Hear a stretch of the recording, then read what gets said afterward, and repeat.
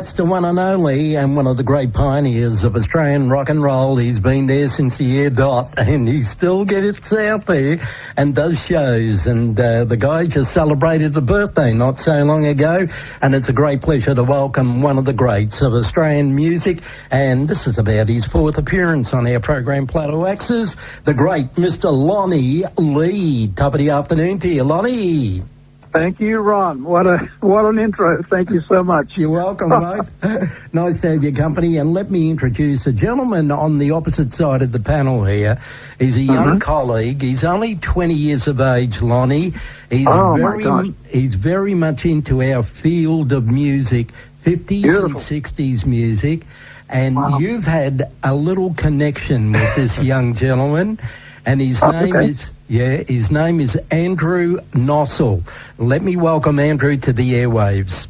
Yes, hello Lonnie. It's great to speak to you, and thank you for coming on the show today. You're most welcome, Andrew, and it's lovely that you like our music. That's tremendous. Oh, absolutely, Lonnie. I've really grown up listening to this in a way, and it's great music. I want you to just explain to Lonnie your connection with Lonnie Lee. You sent him a letter in the mail, yes. was it? Well, no, Lonnie, I sent you, would have been about 2 years ago now, a 6 o'clock rock DVD that I found in Tasmania on an old film, and I got digitized at the ABC. Do you remember that? I vaguely. Okay, yes, that's right. Okay, yes. So that's you. So you're the guy. Yes. Well, you were very kind because you sent back a very nice letter and also one of your CDs and DVD, and I've treasured those ever since then. And thank you very much, I must say, for that. Oh, you're most welcome. Thank you for sending that initially to us. That's good. You know that they're found back in '59 when we did the Fabian show. They filmed the stadium show in Sydney, and they lost the film. It's been lost for like 60 years, and then just a couple of years ago, a guy has found it, and it's out there again. So. Oh yes, I heard about that. Yeah, were you in that film, Lonnie? Yes, yes, I was. I'm doing 3 songs. They filmed it over, I think, 3 sessions. And on this particular movie, I think they've only got 3 of the songs that we did. Although some of the artists, they've got more of the songs. But in my case, it's just the 3. But it's amazing. I couldn't believe it when I saw it because naturally I hadn't seen it since they filmed it way back in '59. Yes, and of course, sadly, I mean that was a film, I think, but sadly, a lot of early television music shows don't exist anymore. Like 6 o'clock rock, and I mean, there's a few bandstands out there, but a lot of them are sadly missing. So it's always rare when you get anything from that era, and so. Yes, absolutely. Yeah, it's great, and it's doing well. It's the promoter's taken it around to theatres all around Australia, and their people are turning up in their droves to have a look and see what real rock and roll was like, because it's the only living proof that it existed way back in that time. The only things that there are that do exist were the bandstands and the 6 o'clock rocks, the television shows, but no live shows. So it's really great that they found it. Yes, absolutely. Now, Lonnie, you celebrated a milestone just recently. When was it? Last Monday? I think it was Monday, the September the 18th. I turned 21. How about that? And from all of us, I've got to say, from all of us from Inner FM and including the King Elvis Presley. Happy birthday to you. Happy birthday to you. Happy birthday to you. I'm damn right. Thank you, Elvis. Oh, you man. Ronnie's the name there, Lonnie. Good on you, mate. Well done. And gee whiz, and you're still getting out there doing shows, which is marvellous, Yeah. We just got a text. We got a text message up here. It says, "I've been to one of Lonnie Lee's shows in Tamworth, and he puts on a great show." And that's from Gina here in Melbourne. So she's been up there to see you perform. Thank you, Gina. Good girl. That's good. Yeah, we get we get people up there and to all our other shows. In fact, we're back there again in Tamworth again next year, and we're also in Parks. You know, the Elvis Festival in Parks. We're there as well in January. Is that where they do the Elvis Festival in Parks up there in Sydney? Yeah. Yes, there's a million Elvises there. Wherever you look, there's an Elvis. There'd have to be 50 of them. Now, I've got to ask you this here, Lonnie. A very dear friend of yours and a close friend of yours recently passed away. Well, when I say recently, around about the year 2020. And we played Backdoor Sally. Now, that song was composed by a great man who certainly... Let me just put down a little bit of background on this gentleman. You know, when you think of songwriters from the stable of the 50s and the early part of the 60s, you think of people of the nature of Doc Pomus and Mort Schumann, who wrote a lot of songs for the King Elvis Presley, Jerry Lieber, Mike Stoller, then you got Carole King, Jerry Goffin, Ernie Maraska, who wrote Shout, Shout, Knock Yourself Out, and he wrote many songs for Dion DiMucci, of course, and the Belmonts. And you think of the Brill Building guys, Neil Sedaka and Howard Greenfield, but there was one particular gentleman at the top of the list that was up there in the rock and roll days. He's from Mississippi, and he was a close friend of yours, and his name is John Mariscalco. Yes, absolutely. He was a loner. He wasn't. A lot of those guys that you've mentioned were actually like professional songwriters, and they were in mostly in New York around the Brill Building and different other places. But he was in Mississippi just all by himself. His father owned a clothing store in Mississippi, and it all started for him. He was a little bit of a poet. He used to just throw words together and liked different phrases that were used back in the day. You know, like it's a gas man and all that sort of stuff. Anyway, young Elvis, in the early stages, like 56, or 55, came to a town near him in Mississippi, and he went to see him, and he was so enthralled with this guy that he put together a whole bunch of words together and created a song called "Rip It Up," and he through Elvis's early manager. He got the song to Elvis, and Elvis liked it so much that he recorded it. And, of course, a little bit later on got other songs, Good Golly Miss Molly, and a few of those other songs to Elvis and other people. Yeah, Ready Teddy, Heebie Jeebies. Yeah, Ready Teddy. And I think Elvis's first manager was Bob Neal. Correct me if I'm Neal, wrong. yeah, the radio guy. That's right, yeah.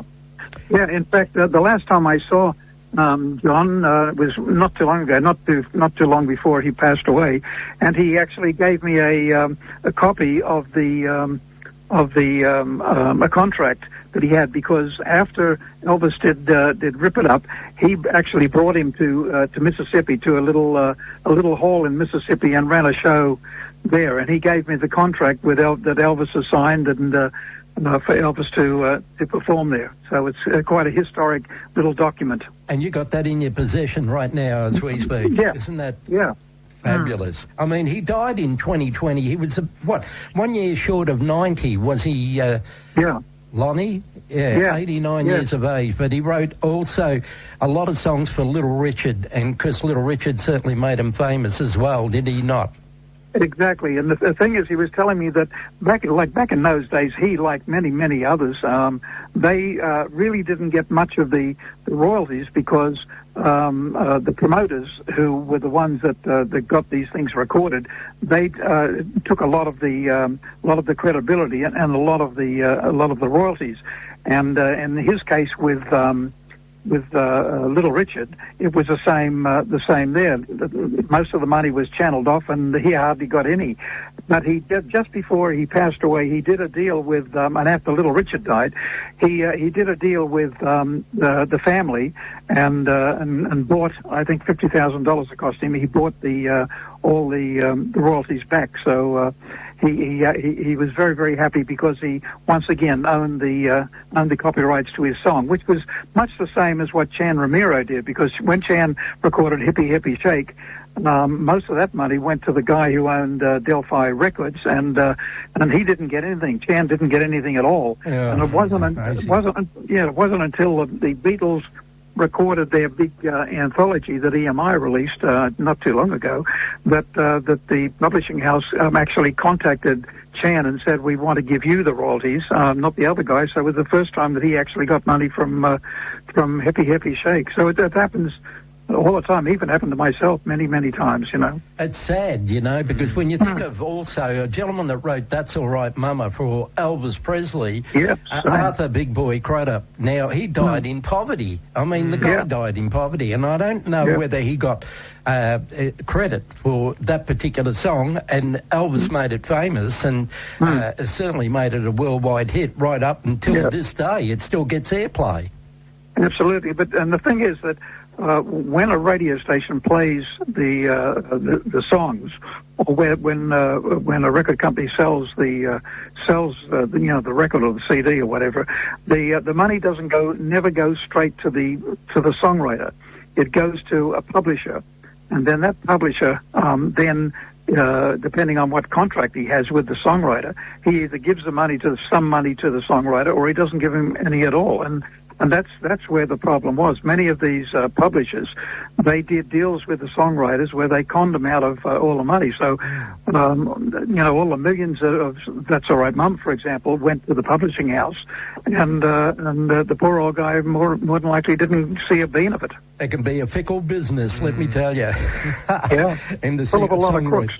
Oh, yes, out there. And when you think about it, Paul Anka, I think he owns the rights to every particular recording he's ever made. So he's a shrewd businessman, that gentleman there, and certainly put his money to good use. Now, Lonnie, I'd like to ask you a couple of questions. Andrew prompted me on the phone. He said he was curious to wonder how the Lonnie Lee came about, because your real name is David Lawrence Ricks. Now, who coined you Lonnie Lee? Was it Johnny O'Keefe? Yeah, well, what happened, it was like an evolution, because I started out singing, my first name was Laurie. They called me Laurie. You know, my father was David, and so I got Laurie. So I was Laurie Ricks. Now, first of all, my little band was Laurie Ricks and the Beatniks, and then I didn't like the name Ricks as a show business thing, but I liked, I was reading all about the Confederate War, and I liked General Lee, so I took the name Lee. So I became Laurie R, the initial R, Lee, and then I dropped the R, so I became Laurie Lee. Now, when I got with Johnny O'Keefe again for 6 o'clock rock, I had dinner at his place one night, and as I was leaving, outside his apartment, there was a street light, and as I was getting into my car, he said, "Hey, Laurie," he said, "hang on, has anyone told you you look like Lonnie Donegan?" And I said, "No, they haven't." No, and he said, "Well, you do." God, he said, "You just really look like Lonnie Donegan under this light." He said, "Why did you call yourself Lonnie?" I said, "Why would I do that? My name's Laurie." And he said, "Well, think about it anyway, you know." Anyway, on the way home, I thought about it, and said, Laurie Lee, Lonnie Lee. I thought, well, okay, well, maybe Lonnie Lee, maybe sort of sound better, you know. Anyway, so I decided to go that way and became Lonnie Lee. And of course, you had a group that backed up the same name with the Lee Men. That's right, yes. Mm-hmm. And also coincided beautifully with a recording label called Lead On Records. Yeah, because of Lee Gordon. Yeah, that's right. Yeah, absolutely. So it all matched in, didn't it? It did. Now, yes, I just wanted to ask you, Lonnie, more on that topic of your name change to Lonnie. How did you feel about that initially, and what did your friends think about suddenly becoming Lonnie Lee as opposed to Laurie Lee or David? What did they think, and what did you think about that? Well, it didn't really matter to me. It was I really didn't. Tell you the honest truth, I've never thought about it, but looking back now, it didn't even worry my mother. You know, it was just one of those things. I it wasn't as if it was my personal life. Somehow this was another thing. It was because of my business. Yeah. And although we didn't look upon it as a business then, but it was still my show business, sort of business. And so we didn't really worry about it. My mother kept calling me Laurie until eventually so many people around me were calling me Lonnie that she ended up calling me Lonnie as well. And unless she was mad at me, and then I'd get not just get Laurie, I'd get Lawrence. So that was it. But no one seemed to worry. It was like a natural flow, you know. Yeah. And what about today? Does anyone still call you Laurie or Lawrence or David? Does anyone ever call you that? Or, yeah, they do. Or are you more? They do. Yeah, they do. Okay, that's interesting. Yes, they do. In fact, there's one lady who was from Walgett, way out in the country where we had our sheep property, and she came along to a show I did in '57, I think it was, and in the Walgett Town Hall, and they won a contest there, and she liked me from then on, and she still calls me, and even just for my birthday recently, and she always calls me Laurie. Still calls me Laurie, that's nice. And a lot of my family called me David. Yeah. Oh, okay. That's They're fascinating. very affectionate. Now, Lonnie, let's get back to your good interest, and that is rock and roll music. Now, it all started for you. Am I correct in saying this? Are we going back to 1959? 56. I started in 56. 56. Wow. Man.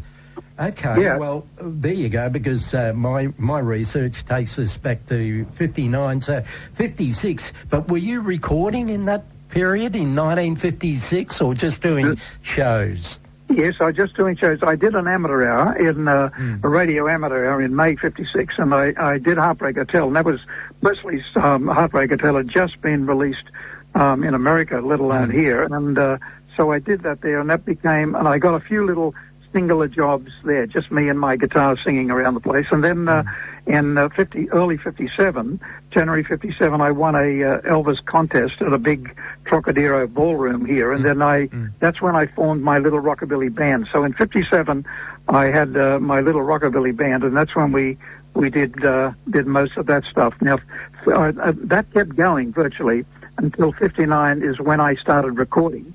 So I made a record in '57, where similar to where Elvis went and paid to get a record made. I did the same thing here at a place called Harmony House, and took it to the record company, and they said, no, we're not looking for any Australian recording people. Now that was even before Johnny O'Keefe recorded. So, but it was later on until around September in '59 that I actually started recording. So I don't blame you for just going back to '59, because that's when my record career started. Yeah, round about that. And what was the first song that you made famous? What was it? Well, the first single I had was a song called Ain't It So, and that was a song that Johnny O'Keefe and I wrote. But it wasn't my first record. My first record was an EP, 4 songs, and I put I was with my band The Lee Men, and I put my version of That's All Right Mama, which is very, very different to Elvis Presley's, and Lover Doll, which was from that movie, and then also 2 songs that were written by my blind piano player and sax player, and they were two songs. One was a ballad called My First Day, and another one was a cute little thing called Rosaline. Now, because that EP did so well, that Lee Gordon came to me and he said, would you like to record a single? And that's how I ended up doing a single, which was Ain't It So. That's it. Now, we played that at the top end of the program, I think. We did. Oh, okay. Yeah, we played that one there. And that Rosaline, that's the one, we played that.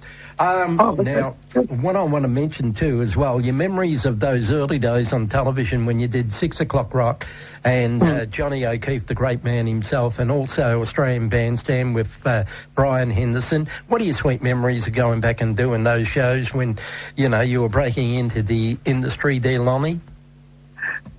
Well, I guess it's just all warm and fuzzy memories because, there were so many things that lasted a long time. Well, 6 o'clock rock, I did it for about a year and a half because that's how long the show ran. And it was a live show. So there was, if you forgot the words, it was too bad. You just la-la-la'd your way through it and you got there in the end. And so that was a really, really exciting show because it was like going out and doing a show. The audience were there and they were screaming and hollering and whatever, and that all went to air. Whereas Bandstand was much more controlled. It was a conservative type of show. Everyone wore suits, and they recorded the band on one night, and then maybe a week later or a few days later, we would go in and we would record our voice to the tape of the band, and then on the Saturday on the show, then they would play our record of that, and we would mime to it.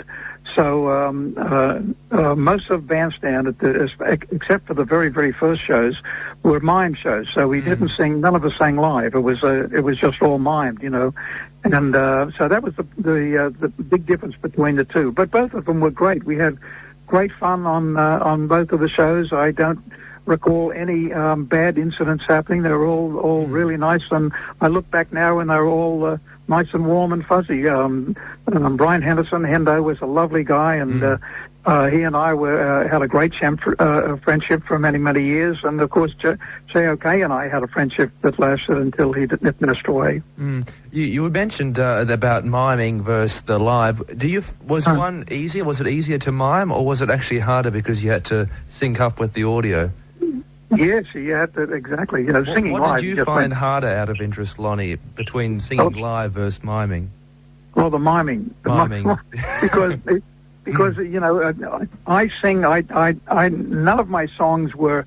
I was mimicking the person who maybe originally recorded the song. Well, a lot of people did that. I didn't. I always sang my own style, and so it was much harder for me because I'd go into a recording session and I would sing as I felt. Yeah. There it was. Now, if I'd have gone in an hour later or tomorrow or whatever, I would sing it differently because I would have felt differently. So when it came to me miming those songs, my feeling for the song would be different. So sometimes there would be a word that I wouldn't sing that I did sing before. So anyone that was really, really watching the lips, you would see that sometimes they were wrong, not just for me, but for many artists. Yeah, and you talked about 6 o'clock rock and Bandstand again. How much time did you actually get to rehearse on, let's say, 6 o'clock rock? How did you get much rehearsal time for that show? No, not really. We started actually at 10 o'clock in the morning. We'd meet at a little old church and up near King's Cross. That was a rehearsal place, and we would be there for maybe 2 hours and with the band. And in my case, I would choose all my own songs, but in most of the cases of the other artists, O'Keefe would choose the songs. He would hear some songs that were on the hit parade or get a record from a publisher or something, and he'd say to whoever it was, listen, I think you should sing this. So those poor guys had to learn that song really, really quickly, and so did the band. And there was nothing written, no arrangements. Everything was just by ear. But in my case, I would choose whatever I wanted to sing. And so by the time we got to the studio, which was usually around about 3 o'clock in the afternoon, we would only have a little bit of time because most of the time in these television shows was spent on getting the lighting correct or getting the audio and the dancers and the sets. So most of the time was put into that, and you'd maybe get a chance to sing the song maybe once or twice before actually going on air and singing it live. Wow. How about that, eh? A bit of experience there, let me tell you. Now, Lonnie, we want to talk about your overseas travels too as well. Just before we do, let's go back a few years. Here's a song that you recorded way back when.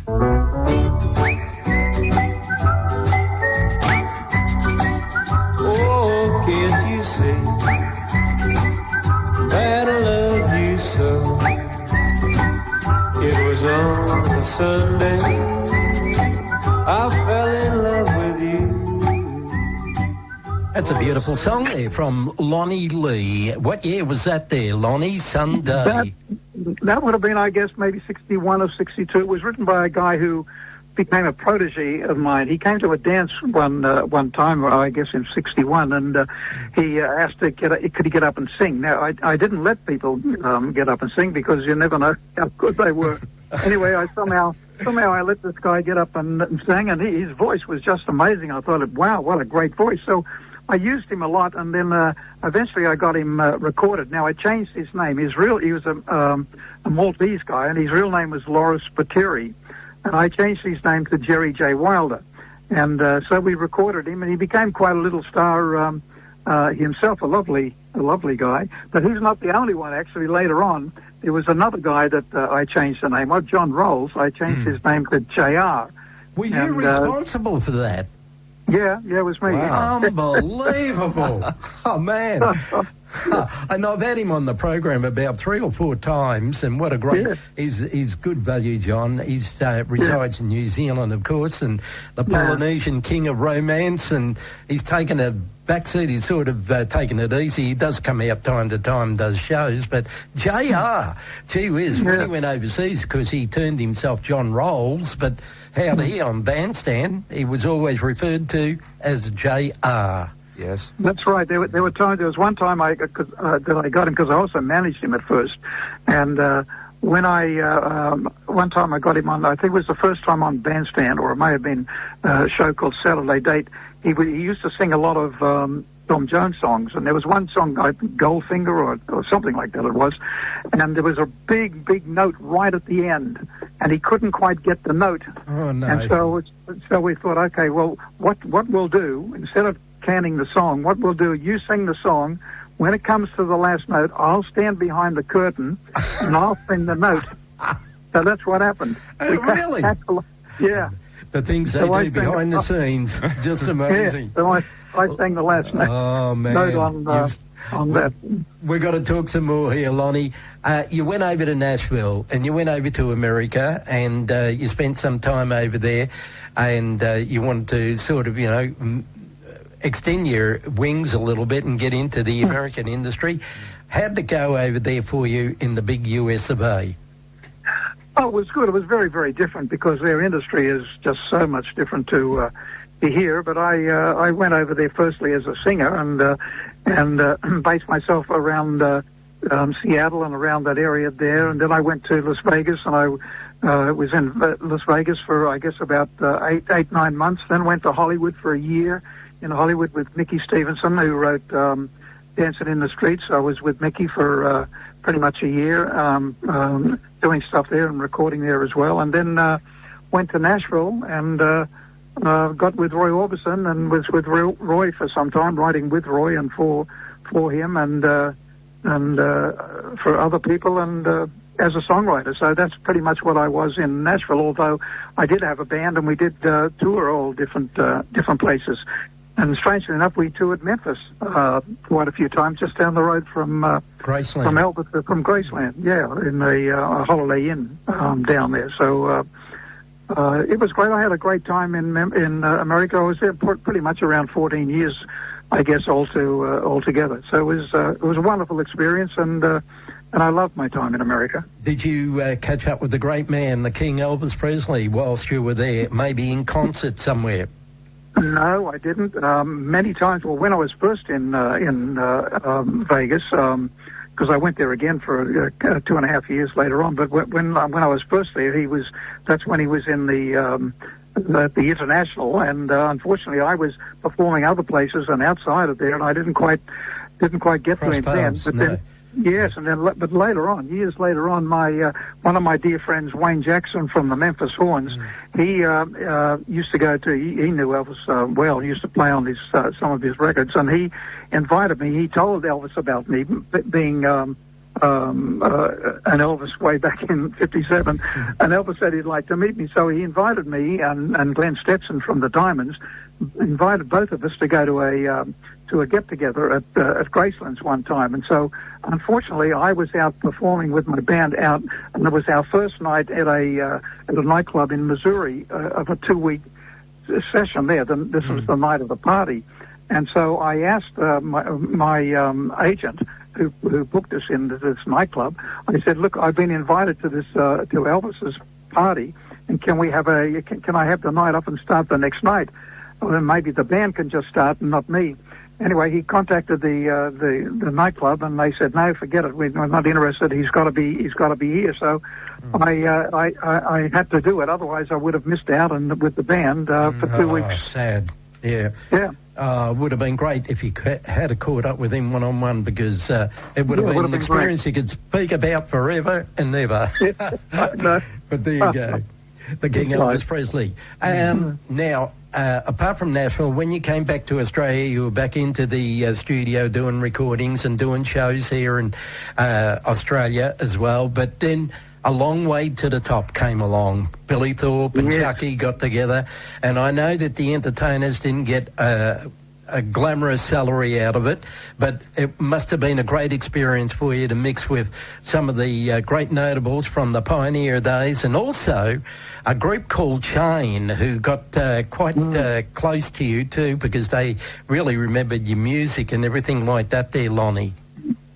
Yes, they were a wonderful bunch of guys, and I'm still dear friends with them. They're lovely guys and extremely talented people, by the way, as well. And Phil Manning and Matt Taylor and Dirk Dubois, the bass player, they're lovely guys. And in fact, they wrote us. I couldn't believe this. These wonderful people. They wrote this song called "Saturday Night at the Trocadero Watching Lonnie Lee," and it's a great rockabilly song. Yeah, so it's really good. But there were lots of other people like Billy Thorpe, for example. You know, Billy came to me the first time I found Billy I was in Brisbane doing a season up there with my band, and every Sunday afternoon I'd run a talent contest for the young. And Billy turned up there one time as a young, I think he was 16 or 15 or something, and he turned up there and sang and asked me, you know, what it was like in show business, and should he go on? And of course I pushed him on and said, yeah, go. And he remembered that. He went when during the Long Way to the Top, he said to me, oh, Lonnie, I remember you. You were such a great guy, because you told me to keep on going, and so that was good. But there were lots of other people that I didn't know, because I was in America for so long that I didn't know a lot of the bands that were mainly from Melbourne and Adelaide, and they were very, very talented. So it was a wonderful experience for me. Long Way to the Top. Yes, I remember it as a wonderful time, and I'm glad it came along. But it's a great shame that it didn't continue like every couple of years that they actually ran it. But anyway, that's also how life goes. Yeah.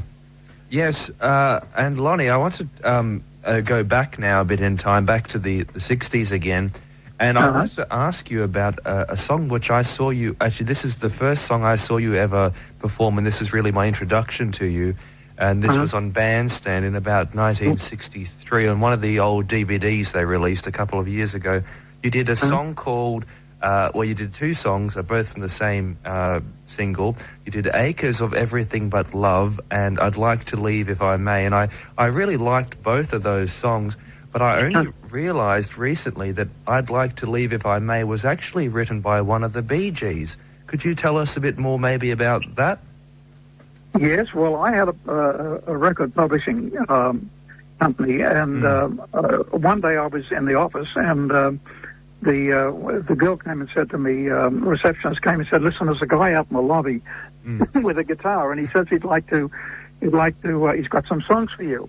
And I thought, oh, gee, I really don't need any songs, because I had songs coming out the yin yang. Anyway, I thought, okay, well, I'll go see him. So I went out and saw him, and he was a lovely man, a lovely young boy. He was like 15, 16, and he stood up and he shook my hand and introduced himself, and said, you know, I'm a fan of yours, Mr. Lee, and I've got some songs I'd like you to listen to. So I couldn't say no. So anyway, I listened to him. Now, he started playing his guitar, and I couldn't believe it, because it sounded big, and a big fat sound, much more than what a normal guitar was. And I noticed that he was playing it very differently to a normal guitar player. He was playing it in the same style that what a steel guitar, you know, the guitars on a on your lap. So it was a very different way of playing. So that was my first impression of him. Then when he started singing, he had this beautiful vibrato in his voice, and I thought, wow, this guy, and I honestly remember thinking that if this guy ever gets a chance, he could certainly be a very, very big star. And of course, sure enough. So anyway, he played me these songs, and I took one of them, I'd Like to Leave If I May, and I recorded it, and I released it on the back end of Acres of Everything But Love. Yeah. And we promoted it to try and get play, but radio then weren't interested in Australian composers or Australian songs, and that didn't come till later. And so it never got any play, which was very, very sad. It's Absolutely. quite amazing. I did just last week. I did I was a presenter at the Australian Songwriters Association Awards, and which is a really prestigious award thing we just did last week. And they had Glenn A. Baker talking with Barry Stanton, Gibb, because they inducted him into the Hall of Fame there. And as he was talking, he mentioned that I was the first one to record one of their songs. So I was the first cab off the rank to record a Barry Gibb song, and that was it. Geez, yeah. That's amazing, and it is a fantastic song. As I said, it was actually one of the, I think that and Acres of Everything But Love you both did on a bandstand episode, and it was one of the first songs I think I ever heard you sung, and I just loved them both. And occasionally, I'd Like to Leave If I May, particularly, just comes into my head, and I love it, and it's a fantastic song. It really is. Yeah, it's a cute song, and it just shows you this young guy, because he wrote it himself. This was before the other guys were writing; they were really young kids then, And but it started a friendship with me with Barry and the kids, because they I was into 8mm filming and movies, yes, and they were too. And I used to go out to their place. They lived in a little rented 5-row house out in the suburb called Lakemba in Sydney, and we'd go out there, and they were all sleeping in the one room, 3 of them in the one room in bunk beds, and of course look where they ended up. Yeah, amazing. Right at the top, yeah. Now, Lonnie, looking back on your career, before we talk about the dates you're doing in Victoria, looking back on your career, and you've come this far in the music industry, and you're still going out there doing shows and everything. As you look back on your career and what you've achieved over the years and everything, what's the thoughts going through your mind in your music field? Well, I guess the only thing that goes through my mind, I suppose, is that I'm blessed. I've been blessed to have a career and to do, more importantly, to do what I love to do, and that is to sing. My grandparents and my parents had other ideas for me, of course. As a kid, they wanted me to, my father and my grandfather on his side wanted me to take over the family sheep property and become a wool classer and do all that. And then my grandfather on my mother's side, he was into an accountant, so he wanted me to be an accountant or a banker or something like that. So so all of them were disappointed when I became a singer, and just because that's what I wanted to be, So I just look back and think how very, very blessed and how lucky I was to do that and still be able to do it today. Absolutely. Now, you're coming to Victoria and you're doing some dates. Tell us about those dates there, Lonnie. Okay, well, pretty much every year for the last maybe 4 or 5, 6 years, every October with the Victorian government, they have a thing for the seniors, and so they've been booking me there, and I've gone through all the Gippsland areas and the southern areas, and I think 30 or 40 towns and cities altogether doing these shows. Now this year, because of COVID, that sort of ruined everything. That sort of messed everything up. And so this year we started up again, but instead of having 5 or 6 places that we normally would do, we're only doing the 3. So on October the 9th, which is Monday, we're doing the Turleybuck Sports Club. Now that's near Swan Hill, way out there. That's 11 o'clock on Monday the 9th, Turleybuck Sports Club. Then on Tuesday the 10th at 1:30, we do a very little town which is just north of Bendigo, a town called Bort, B-W-R-T, tiny little place. But we're doing the Memorial Hall there. On the 9th, we're at Turleybuck Sports. On the 10th, we're at Bort Memorial Hall. And on Thursday, the 12th, we're at Lockington. They're the 3 shows that we're doing. And you'll be coming to Melbourne later in the coming year. Is that right? Yes, is that on the schedule? Yes, next year. Hopefully, around February, March, we'll come to Melbourne. I want to do a few shows in and around Melbourne there, because we're forever getting bombarded, and we love there. Melbourne has been so very, very good to me way back in my early career back there. You know, radio were very, very good to me, and that's where I had my first number one, which was Ain't It So, was because of absolutely. Melbourne. So I love to go back there. All right. Now, Lonnie, can we say a big thank you for coming down the line and sharing this moment with us and celebrating the occasion of your birthday? And not only that, you're coming to Victoria to do shows, and in the coming year we'll be seeing you here in Melbourne as well. From Andrew on the opposite side of the panel. Yes, well, actually, I just want to ask you, Ronnie, just one last thing quickly, and that is what your personal favourite song that you have recorded is overall. If you can, you know, choose one favourite or maybe a couple of favourites, what would your favourite be? Gee, Andrew, that's really difficult. Yeah, I know. It's always a tough question. When you recorded 600 and they're all, and the thing is that they're all at the time they're all favourites. But I suppose when I look back now, and not taking it just as a favourite of mine, but the song that's been very, very good to me was, I suppose, Starlight Star Bright. You know, I still love singing. I still love singing all my songs. So Starlight Star Bright, and yet I do remember when I was recording this particular song way back then, that a favourite of mine, which come to think of it, was also a very, very big hit for me in Melbourne, was Defenseless. Oh yes, and that's a great one. I know that one very well. Yeah, that was written by Otis Blackwell, who wrote many, many songs for Elvis. You know, All Shook Up and Don't Be Cruel, and so many songs. And he wrote that one for me. And quite recently, when I recorded my Don't Look Back, Back to Basics album just a couple of years ago, I recorded 2 or 3 of his songs that were never recorded because he passed away, unfortunately, and without these songs being recorded, and his family gave them to me, so I recorded them as well. But I suppose Starlight So Bright would have to be my major focus, although I love them all. Andrew, to tell you the honest truth, I love them all. Oh, I can agree with that, Lonnie. As I said, I've been a fan of yours and Ronnie has as well, for many years, and you're just so many fantastic, real, you know, they're simple songs, but they have a beat to them, and they're just great to listen to and to dance to. So thank you very much, Lonnie, for that, and thank you very much also for coming down on the phone line and for giving the interview today. It's been a pleasure to talk to you. Good on you, Lonnie. Thank you for that. We're going to go out with a track that I think John Mariscalco actually wrote for you. I know you mentioned there Otis Blackwell, that he wrote Ready, Steady and all those. Yeah, but this one here, Going Jukin', this is just fantastic. One of the best on the album there, Back to the Basics, and or Back to Basics with Lonnie Lee, and we're going to go out with that. But Lonnie, can I say a big thanks once again for joining us this afternoon on our program, and many years of success in the music industry, and keep going, mate, and keep cool.